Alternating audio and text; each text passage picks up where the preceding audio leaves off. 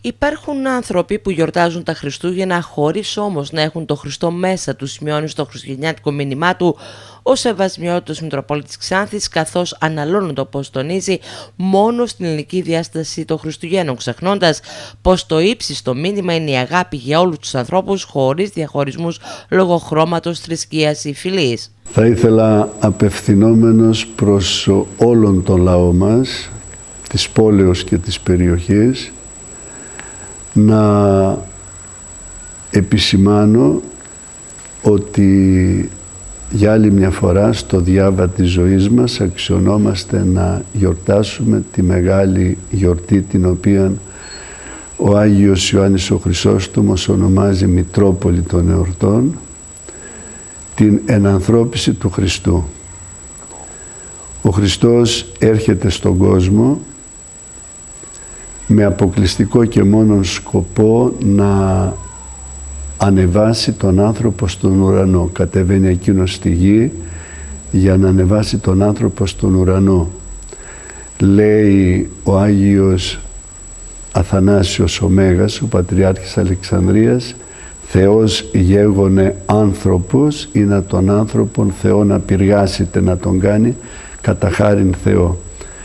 Αυτός είναι ο σκοπός της ενανθρωπίσεως.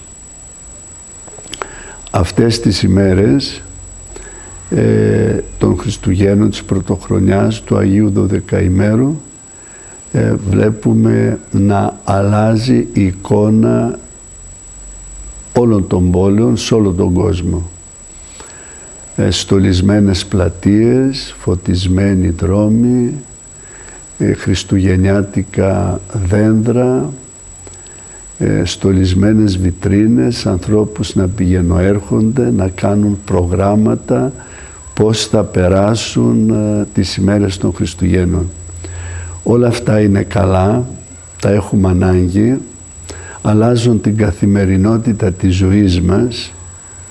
Θα πρέπει όμως, αδελφοί, να ξέρουμε ότι αυτά δεν είναι τα Χριστούγεννα.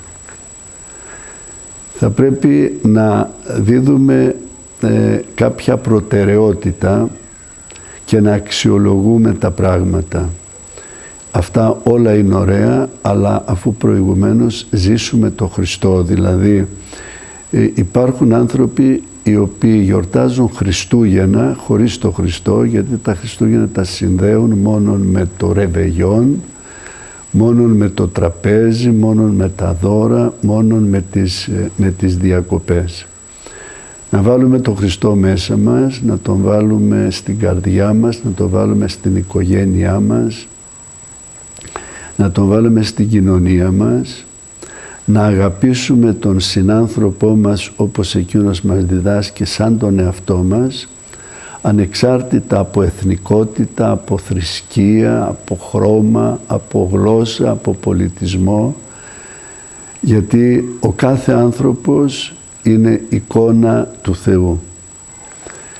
Εκείνος που έρχεται στον κόσμο μας φέρνει ένα δώρο, το δώρο της ειρήνης.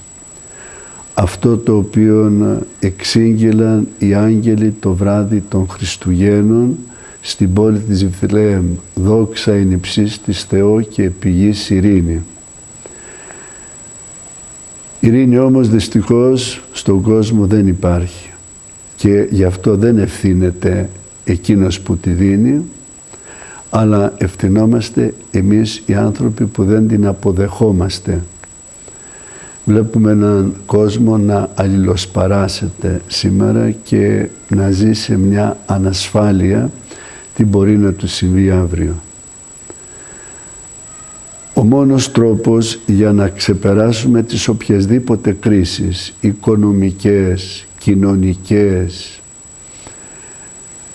είναι η ανθρωπότητα να αποδεχθεί τον Σωτήρα Χριστό.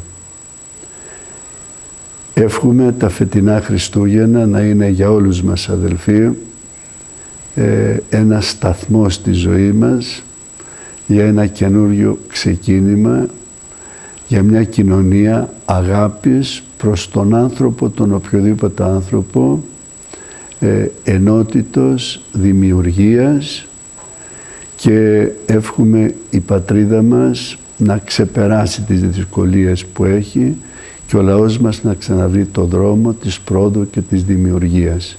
Χρόνια πολλά και ευλογημένα. Ένα μήνυμα άκρως θεολογικό και βαθιά ανθρώπινο που καλό θα είναι να ακούσουμε όλοι όσοι θέλουμε να λέμε πως είμαστε χριστιανοί και να βάλουμε επιτέλους, όπως σημειώνει και ο Σεβασμιότατος, τον Χριστό στην ψυχή μας.